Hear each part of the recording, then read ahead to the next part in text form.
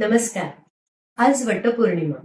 वटपौर्णिमा म्हणजे बऱ्याच सौभाग्यवती स्त्रिया या वडाच्या झाडाला धागा बांधतात आणि त्याची पूजा करतात आणि आपल्या पतीच्या दीर्घायुष्यासाठी प्रार्थना करतात.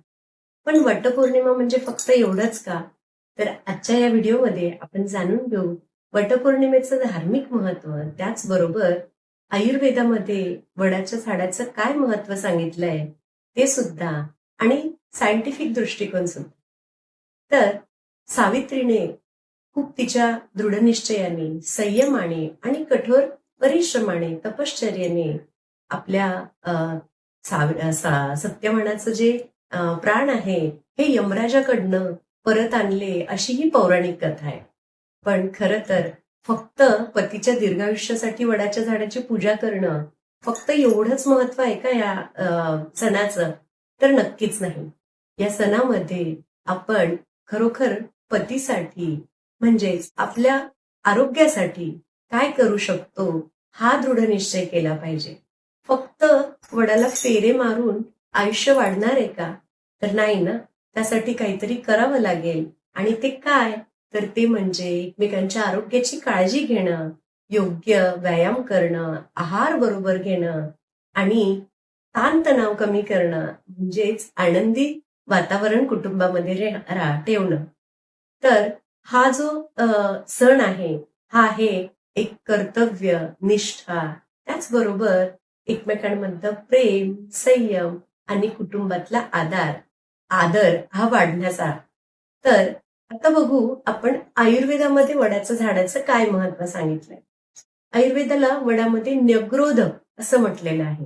आणि न्यग्रोध म्हणजेच वड हे कषाय रसाचं, म्हणजे त्याची साल जास्त मुख्यतः वापरल्या जाते आणि त्याचा रस जो असतो हा कषाय म्हणजे तुरट रसाचा असतो. पण वडाच्या झाडाची जी साल आहे ही मधुमेहामध्ये म्हणजेच डायबिटीसच्या पेशंटमध्ये त्याचा काढा खूप उपयोगात येतो. तसंच हा कषाय रस जो असतो हा रक्तस्तंभक असतो. म्हणजेच जेव्हा जुलाब वगैरे होतात किंवा स्तंभक कार्य असतं, त्याच्यामुळे जुलाब वगैरे झाले तर याचा जर काढा दिला तर जुलाब लवकर कमी होतात. म्हणजे अतिसार या व्याधीमध्येही ते तेवढंच महत्वाचं आहे. तसंच हे व्रणरोपक असतं. व्रणरोपक म्हणजे काय?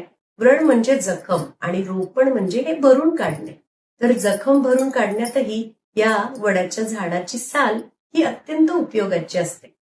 आणि हे मुख्यतः पित्त आणि कफ या दोषांचं शमन करणारा असतो, म्हणजेच हे कमी करणारा असतो. तर अशा पद्धतीने आयुर्वेदात त्याला भरपूर महत्व आहे. बऱ्याचशा औषधांमध्ये हे छान उपयोगात येतं. तसंच वडाचं झाड हे पर्यावरणाच्या दृष्टीने किती महत्वाचं आहे हे लक्षात घ्यायला हवं. कारण हे एक जर वृद्ध झाड म्हणजे एक चांगलं प्रौढ झाड जे आहे हे भरपूर मोठं म्हणजे भरपूर प्रमाणात ऑक्सिजन देणारं झाड असतं. त्याचबरोबर कार्बन डायऑक्साईडचं शोषणही तेवढ्याच प्रमाणात करतं. आणि आपलं पर्यावरणाच्या दृष्टीने हे तेच इतकं महत्वाचं आहे की खूप सारे पक्षी, त्याचबरोबर कीटक, छोटे छोटे प्राणी यांचं हे आश्रयस्थान असतं. आणि म्हणून आजची ही वटपौर्णिमा आपल्याला कशी सिद्ध करायची आहे, कशी साजरी करायची आहे, तर फक्त वडाच्या झाडाला धागा बांधायचा, फेरे मारायचे आणि पतीचं दीर्घायुष्याची प्रार्थना करायची, असं करायचंय का? नक्कीच नाही.